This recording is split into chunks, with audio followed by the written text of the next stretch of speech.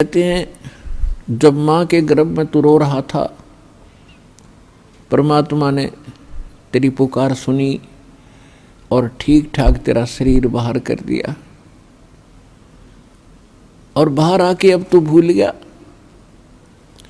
कहते उस समर्थ की रीझ भुलाई, अब कुल कुटुंब से राता, गर्भ के अंदर बचन भरे थे, कहाँ गई वो बाता। परमात्मा कितने प्यार से समझाना चाहते हैं कि भूल गए उन दिनों को। उस समर्थ की रीझ छुपाई, उस परमात्मा ने तेरे ऊपर रहम किया, खुश हुए और तेरे को मनुष्य जीवन देकर माँ के गर्भ से संकट से बाहर निकाला। नहीं तो बहुत से बच्चे गर्भ में मर जाते, माँ भी मर जाती साथ में। उसकी मेहर से ही तुम ठीक ठाक यहाँ बाहर जन्म लेते हो। और आज भूल गया उन भगवान की उन बातों को कि गर्भ के अंदर बचन भरे थे, कहाँ गई वो बात। तो पुण्यात्मा, दुख में सुमन सब करें, सुख में करे न कोई, और जय सुख में सुमन करे तो दुख का ही कोई। तो सौभाग्य उन पुण्यात्माओं का जो यहाँ आए हैं, जिनके ऊपर कोई आपत्ति है।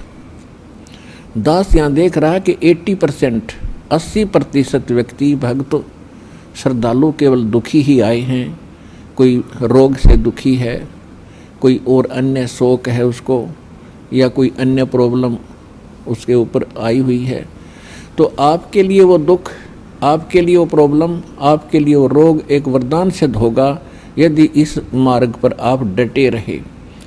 देखो, एक दिन में कोई वस्तु परफेक्ट नहीं होती।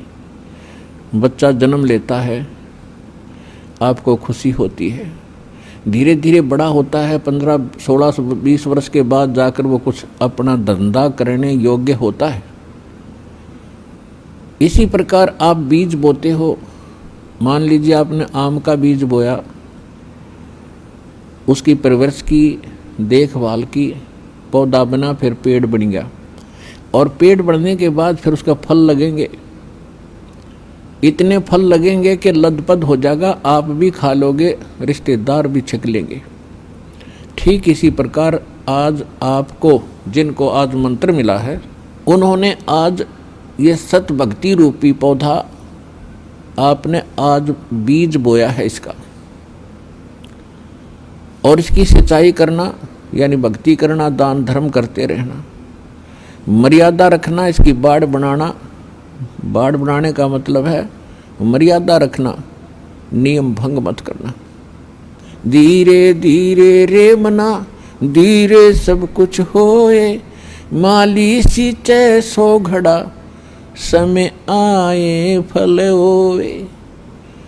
जैसे माली का मतलब है जो उस प्रोसेस से परिचित, उसका विद्वान है, बाग बगीचे लाने वाला। वो बीज बोता है और उसमें सैकड़ों पानी घड़े डालता है, वाटर पानी के, और धीरे धीरे वो बड़ा होता है। उसको मालूम है, उसको 100% ज्ञान है, वो पूरा उसके ऊपर विश्वास है उसको कि एक दिन ये पेड़ बनेगा। अगर मैं इसकी सुरक्षा ठीक रखूँगा, इसको रोग से बचा कर रखूँगा, और बड़ा होए पाछे फिर देखना मेरे वारे न्यारे कर देगा।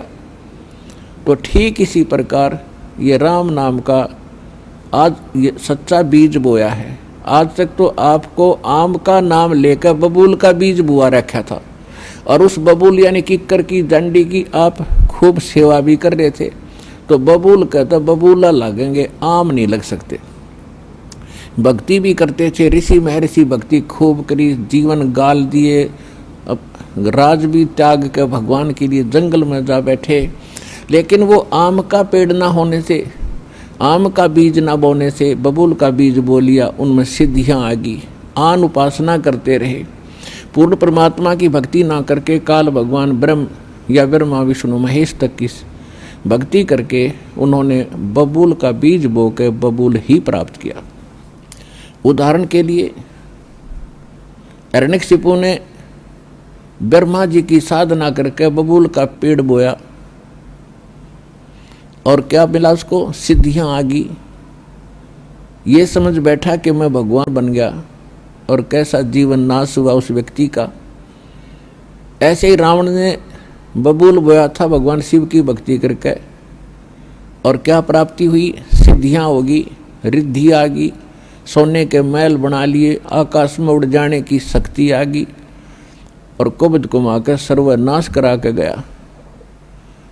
तो पुण्यात्माओं, इसी प्रकार विष्णु जी की साधना करने वाले ये भी शास्त्र विरुद्ध साधना करके अपना जीवन नाश करते हैं, क्योंकि शास्त्र विधि को त्याग कर जो मनमाना आचरण करते हैं उनको न सुख होता है न कोई सिद्धि होती है, यानी सत्य साधना की सिद्धि, और न ही उनको कोई उनकी गति होती है, जिस कारण से ये भक्ति करके भी अपना जीवन व्यर्थ ही कर गए।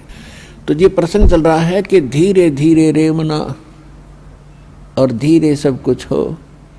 आज नाम लिया है, किसी ने 6 महीने हो गए, किसी ने सतनाम मिल गया है, किसी को प्रथम मंत्र मिला है, और किसी ने 10 महीने हुए हैं, किसी ने 1 वर्ष हो गया, किसी ने 2।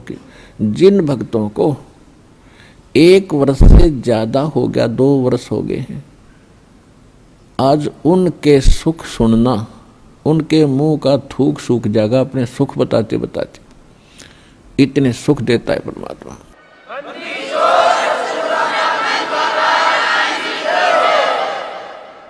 और कुछ अनजान कहते हैं जी मैं 4 बार आ लिया गण्या, कोई लाभ सा विशेष नहीं हुआ। ये उसके लिए प्रार्थना है कि धीरे धीरे रे मना, धीरे सब कुछ हो, माली सींचे 100 गड़ा, समय आए फलो। और दूसरा कारण ये होता है, सतगुरु के दरबार में भाई कमी कहे की ना, अनसा मौज नहीं पावता है तेरी चूक चाकरी माँ। इस सच्चे दरबार में किसी चीज की कमी नहीं है। अगर आपको परमात्मा की राहत नहीं मिल रही है तो आपकी कोई सेवा में, यदि आपको कोई राहत परमात्मा से नहीं मिल पा रही है तो आपका कनेक्शन ठीक नहीं है। अपने आत्माओं, जैसे एक मेन लाइन आई है बिजली के तारों की, और वहां से पूरी कॉलोनी को कनेक्शन मिला हुआ है, और किसी एक व्यक्ति का पंखा नहीं चल रहा या मोटर नहीं चल रही या कोई भी आइटम नहीं चल रहा, तो उसका कोई और कारण हो सकता है।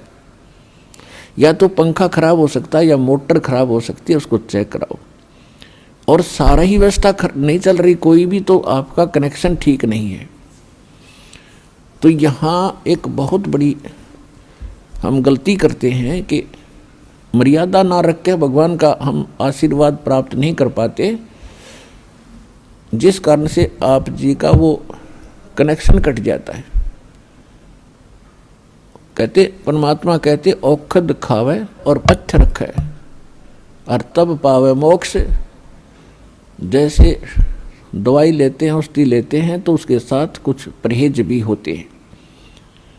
तो इस मार्ग में परहेज कंपलसरी है परमात्मा के इस मार्ग में। और परहेज वही हैं जो हमने वैसे ही ना करने चाहिए। बीड़ी, शराब, मांस, तम्बाकू, अन्य देवताओं की पूजा, ये तो वैसे ही ना करनी चाहिए। बताओ और परहेज क्या है? तो इस करके ये तो अवश्य रखने ही पड़ेंगे यदि आपने भगवान से लाभ लेना है और मोक्ष प्राप्ति करनी है। तो कहने का भाव ये है कि नाम जिन्होंने ले लिया, धीरे धीरे सब काम होंगे।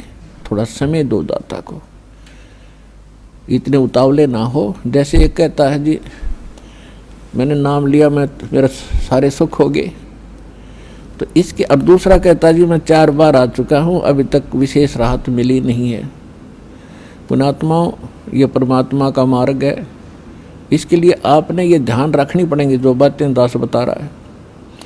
अब जैसे किसी का कोई रोगी है और उसको एक्सीडेंट हो गया किसी का, और उससे ब्लड निकल रहा है, रक्त, और उधर से टांग टूट गई, उस पीड़ा भी बहुत घनी हो रही है, तो डॉक्टर सबसे पहले उस स्थान को ऑपरेशन या किसी कारण से ठीक करेगा जहाँ से ब्लड निकल रहा है। अगर उसका ब्लड निकल गया तो नाश मृत्यु हो जाएगी, और वो उस तरफ ध्यान नहीं देगा कि टांग टूट रही है और ये रो रहा है, चिल्ला रहा है कि मुझे पीड़ा है।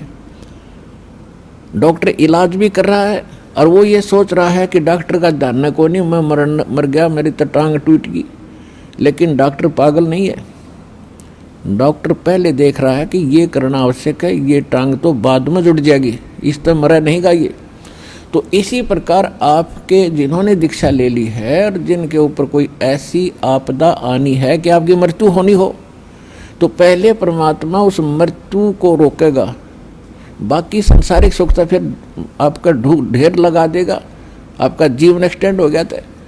तो इस बात को आप ध्यान रखना, यह कोई बालकों का लेख नहीं है और इतने एक मनुष्य जीवन का मिलना हंसी खेल नहीं है।